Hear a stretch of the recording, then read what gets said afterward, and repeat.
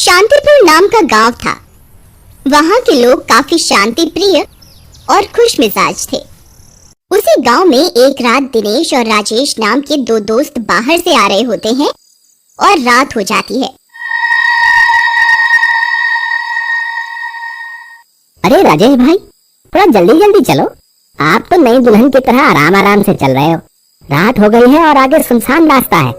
अरे दिनेश, अब मैं तुम्हारी तरह माल तो खाता नहीं, आराम आराम से ही चल पाऊंगा। तुम्हें लगता है भाभी से मिलने की जल्दी हो रही है? ऐसा कहकर दोनों हंसते हुए आगे बढ़ जाते हैं। तभी उन्हें किसी की आवाज सुनाई देती है। दिनेश, तुमने किसी की आवाज सुनी? ऐसा लगा कि जैसे कोई हमें आवाज दे रहा है। हाँ राजेश भाई, सुनी तो मैंने भी, लेकिन इतनी रात को हमें कौन आवाज देगा, वो भी इतनी सुनसान रास्ते में। तभी उन्हें फिर से वही आवाज सुनाई देती है। इस बार वो उन दोनों का नाम ले रही होती है। राजेश, ओ दिनेश। दिनेश भाई, मैं तो कहता हूँ भाग लो यहाँ से। ये तो कोई भूत प्रेत का मामला लगता है। भागो रे भागो, अपनी जान बचा के भागो। ऐसा कहकर राजेश और दिनेश वहाँ से भागने लगते हैं। लेकिन तभी वहाँ एक भूत उनके सामने आ जाता है। कहाँ भाग रहे हो तुम दोनों? कहाँ जाओगे मुझसे बच के? मैं तुम्हें छोड़ूंगा नहीं। ऐसा कहकर भूत उन दोनों पर हमला कर देता है। दोनों डर के मारे बेहोश हो जाते हैं और भूत वहाँ से चला जाता है। अगले दिन कुछ गांव वाले वहाँ पर आते हैं। अरे वहाँ देखो कौन उल्टा पड़ा है, देखो इनको। गांव वाले जाकर राजेश और दिनेश को सीधा करते हैं। अरे बाप रे, इनका चेहरा तो एकदम बिगड़ गया है, जाने कौन किया है। तब तक राजेश और दिनेश को होश आ जाता है और वो दोनों अपना चेहरा देखकर डर जाते हैं। अरे दिनेश भाई, ये हमारे चेहरे को क्या हुआ? सारा का सारा नोचा हुआ है। अब हम किसी को मुंह दिखाने के लायक नहीं रहे। सही बोलते हो भाई, ससुरी हमारी बीवी भी नहीं पहचानेगी हमको। चुप बकर बकर लगा रखी है।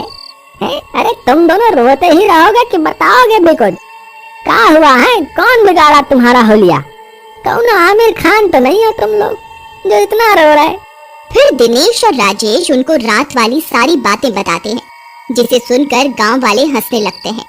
अच्छा, तो तुम कहा तो रात में एक भूत आया और खाली तुम्हारा मुंह नोच के चला गया और जान बख्श दिया है? अरे का झंडू समझत हो का हम सबका?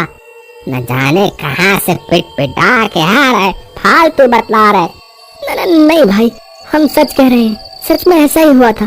फालतू बात मत करा हो, अभी तो तुम्हारा मुंह नोचा गया है, ज्यादा बोले तो हाथ पांव भी तोड़ देंगे। अफवाह फैलाते हो। ऐसा कहकर गांव वाले उनको वहां से भगा देते हैं। उसी रात बिरजू छत पर सो रहा होता है। तभी वो भूत उसकी खाट के सामने आकर खड़ा हो जाता है और उसे जोर से लात मारता है।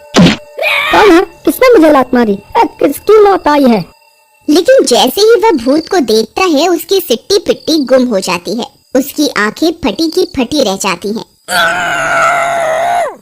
मेरी मौत आई है। मैंने लात मारी है, आजा लड़ते हैं। बिरजू भूत के पैरों में गिर जाता है और माफी मांगता है, लेकिन भूत उसे भी मुंह नोच कर बेहोश कर चला जाता है।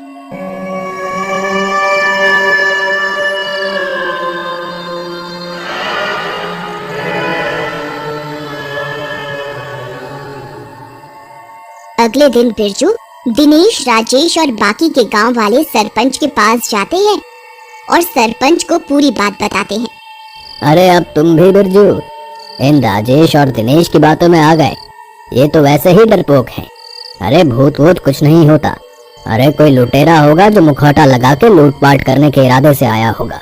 अब आप लोग जाओ, ऐसा कुछ नहीं। हम पुलिस को बता देंगे, वो इसका इलाज करेंगे। उसी रात एक लड़की पानी लेने जाती है। तभी वह भूत फिर आ जाता है।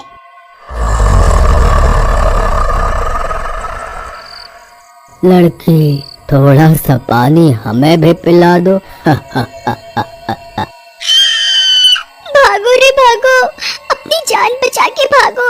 ये मुंह नुचवा तो फिर आ गया, बचाओ।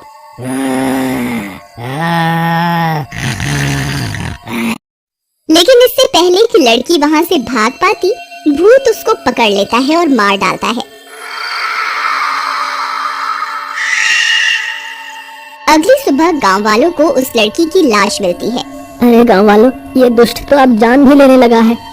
लगता है गांव खाली करना पड़ेगा। चुप करो दिनेश, क्या बोले जा रहे हो?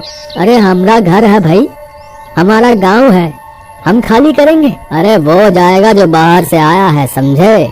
अब चुप करो, कुछ इलाज ढूंढेंगे मिलकर। गांव वालों, अब तुम सब भी जाओ अपने अपने काम धंधे पर। सारे गांव वाले वहां से चले जाते हैं, लेकिन दिनेश और राजेश चलते चलते बातें करने लगते हैं। राजेश भाई, एक बात बोलो, ये सरपंच जी हमारी बात का विश्वास क्यों नहीं करते? तुम कुछ भी बोलो, मुझे तो सरपंच पे गुस्सा आता है। बात तो तुम ठीक कह रहे हो दिनेश, लेकिन हम लोग कर क्या सकते हैं? वो सरपंच है, बात तो माननी पड़ेगी उनकी।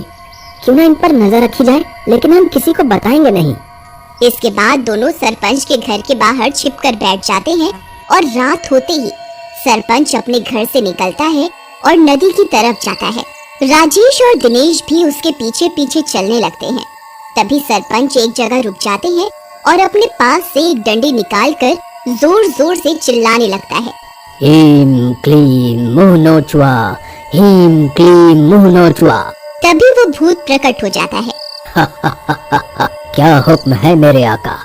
बस मेरे गुलाम, जाओ और इस गांव में अपने नाम की दहशत और फैला दो, ताकि ये गांव खाली हो जाए और मैं ये सारी जमीनें बेचकर अमीर हो जाऊं।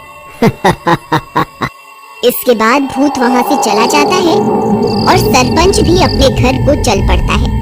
अरे भाई, तो ये मामला है, ये लोग हम सबकी जमीनें लेना चाहते हैं।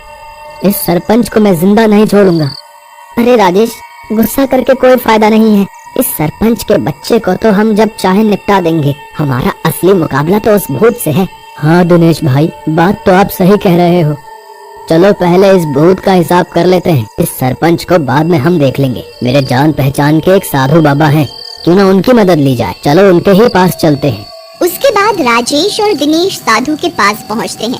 अरे राजेश बेटा, तुम इतनी रात को, क्या बात है? फिर दिनेश और राजेश साधु को सारी बात बताते हैं।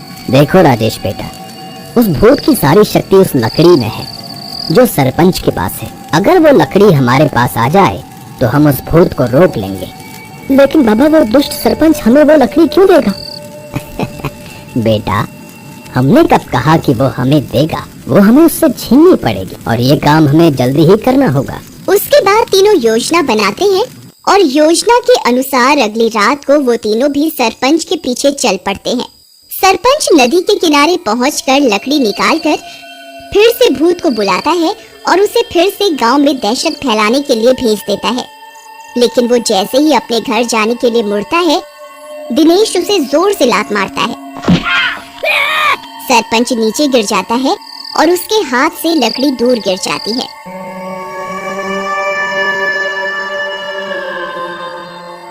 अरे मर गया रे, मेरी लकड़ी कहाँ गई, कहाँ गई? उधर राजेश जल्दी से लकड़ी उठा लेता है। सरपंच जी, वो लकड़ी मेरे पास है। अब तो हम आपको नहीं छोड़ेंगे और साथ ही आपके इस मुंह नोचुआ भूत को। तभी वो भूत वहां आ जाता है और दिनेश को पकड़ लेता है। बचाओ भूत बाबा, बचाओ बाबा, भूत ने मुझे पकड़ लिया, बचाओ। ये पाखंडी साधु बचाएगा इस मुंह नोचुआ से। मरोगे, तुम तीनों मरोगे। इधर साधु राजेश से लकड़ी ले लेते हैं। ए भूत, इस सरपंच को पकड़ ले। अरे बचाओ, इस मुंह नोचुआ भूत से बचाओ। अरे ये मुझे मार डालेगा। अरे बचाओ, अरे बाबा जी बचा लो।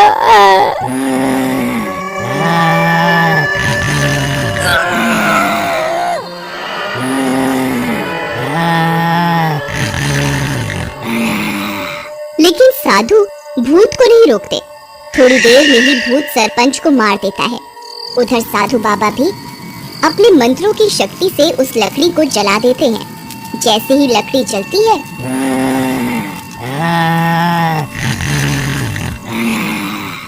भूत भी जलकर गायब हो जाता है।